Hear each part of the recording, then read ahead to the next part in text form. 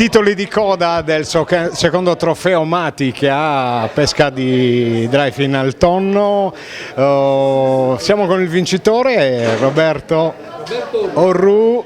Scusa, ma qua siamo in piena bagarre alla fine della premiazione. Abbiamo visto una coppa, hai vinto anche una bella canna da traina 50 libbre o 30 libbre, 30 libbre.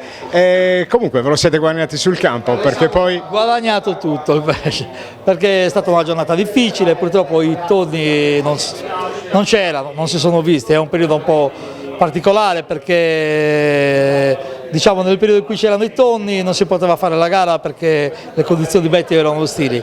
Quindi siamo arrivati a questa data, l'abbiamo fatta oggi, anche se oggi le condizioni non erano proprio ottimali, ma comunque ci siamo difesi bene.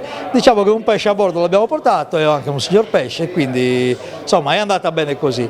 la ricciola che abbiamo visto pesa 34 kg. Sì, pesa 34 kg, è un bel pesce, diciamo perlomeno è quello che siamo riusciti a portare sotto barca.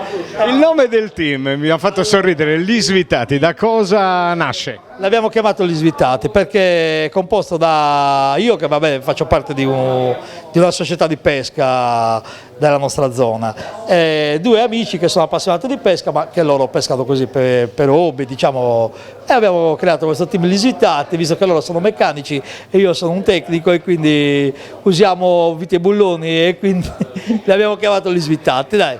Comunque onore chiaramente all'organizzazione, perché nonostante il periodo non sia dei migliori vi siete divertiti, 8 equipaggi al via, una cosa che insomma conviviale, poi alla fine siamo venuti a fare una premiazione, l'abbiamo visto tutti insieme perché alla base stava quella del divertimento. La base è sempre quella di divertirsi, di stare bene, passare una bellissima giornata insieme, questo era lo spirito giusto e con questo l'abbiamo portato avanti.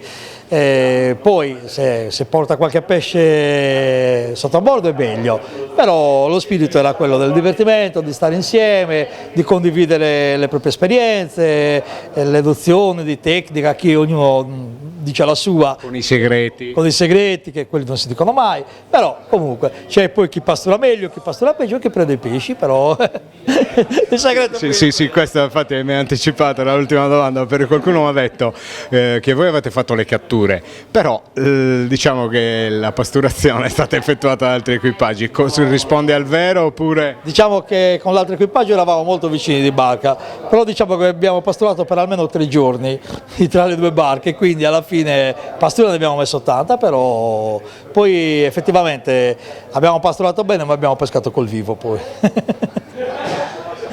Va bene.